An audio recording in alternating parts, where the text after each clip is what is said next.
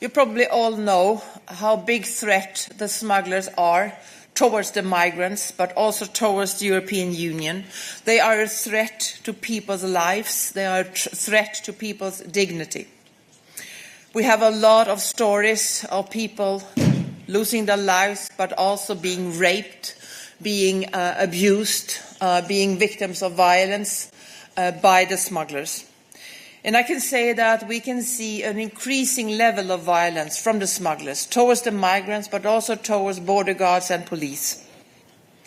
The criminal gangs that run the smuggling networks, half of them also smuggle drugs, weapons, trafficking in human beings. And they do this for the purpose of profit. It's estimated that globally, the smugglers gain between 5 and 6 billion euros worldwide. Money that comes from desperate people and from blackmailed families. And money that they used for recycle and going into new smuggling activities. You all know about these examples, but just let me remind you again that we had this shipwreck outside the coast of Greece, where approximately 600 people went drowned to the bottom of the sea, many of them Pakistanis. Or if you remember in Bulgaria earlier this year, where we found 18 Afghans who died in an airless truck. We have a lot of these stories. And we also know that approximately 300,000 people have been crossing into the European Union irregularly already this year. And at least 90% of them are being facilitated by smugglers. We have also seen the route on the Mediterranean, where already this year an estimation of 2,600 people, 2,600 people have lost their lives. And smugglers doesn't care at all.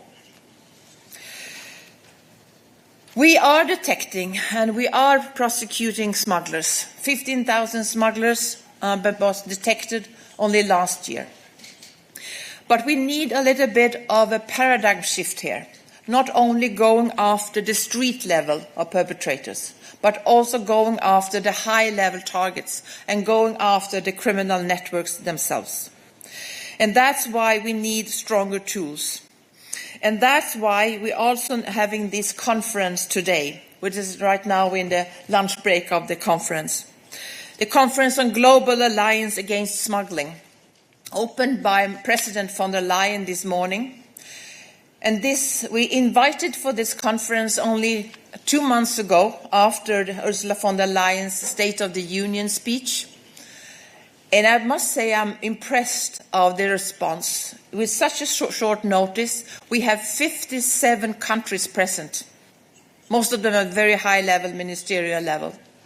We have more than 400 participants in this conference, and there's a very, very strong support for forming this global alliance against smuggling. And President von der Leyen this morning also presented and launched a call to action to make this global fight against smuggling a structured one, where we really form this network that is necessary to fight the network of smugglers. This is the framing of the proposal that I'm presenting and the Commission is adopting today. There are 2 proposals. First, there's a regulation on enhancing police cooperation in relation to prevention, detection and investigation of migrant smuggling and trafficking in human beings, with a key role for Europol. There is a new legal framework under 4 main areas. We will establish in law the European Centre Against Migrant Smuggling. Under this structure, Europol will be able to work more closely with Eurojust and Frontex, including in data exchange. Perhaps most significantly, Europol will be given the possibility to deploy on the ground, both in member states and in third countries. And Europol will set up a reserve list of anti-smuggling experts that will be ready to be sent to anti-smuggling operations or incidents. We will also work on operational task force, OTFs, that coordinate the joint work of our police authorities, including police authorities of third countries. We have a very good experience of this task force in fighting organised crime in general, and now we will step up when it comes to fight the migrant smugglings. And these teams will have joint investigative capabilities, preparing cases for the judicial authorities to take forward afterwards with the support of Eurojust. Identifying smuggling trends, being able to act quickly to stop them and punish the perpetrators. And this goes together with additional 50 personnel to Europol and with additional 50 million euros in funding for this MFF period for Europol. The second part is the directive that lays down the minimum rules to prevent and counter the facilitation of unauthorized entry, transit and stay in the Union. This will look to radically upgrade the facilitators package, which is 21 years old, so it really needs an update. The directive sharpens the definition of smuggling and calls for stronger and more aligned criminal penalties. It does so we are assuring that we align our legislation with the United Nations Protocol against the smuggling of migrants by land, sea and air. This protocol is 20 years old, so it's time that we align it in our directive. On the definitions, we will have 3 different scenarios. First, when will we criminalize? When will the facilitation be seen as a criminal offence? The first scenario is when there is a clear link between the facilitation of illegal entry and an actual or promised financial benefit.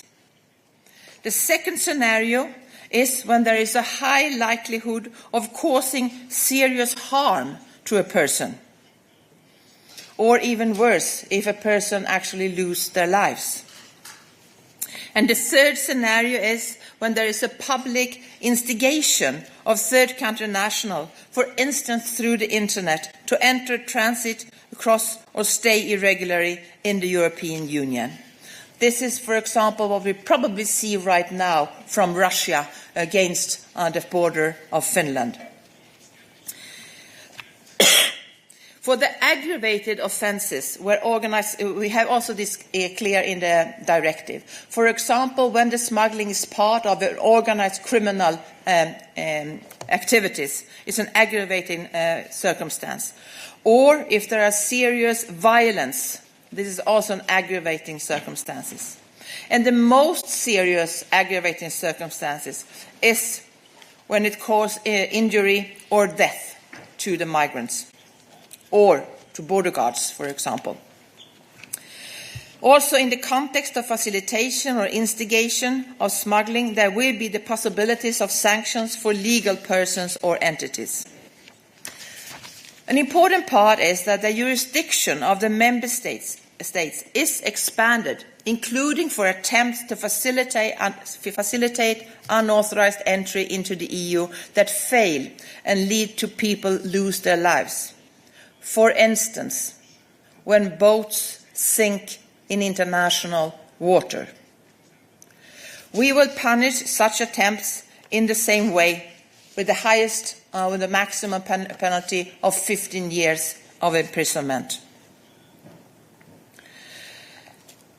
I will end by saying that this comes very timely, as I started to say, about so many countries, so many participants that are responding so positively to our conference, to the call of action that was launched by President von der Leyen, means that this is very timely, and it's very urgent that we step up our joint efforts to fight the smugglers.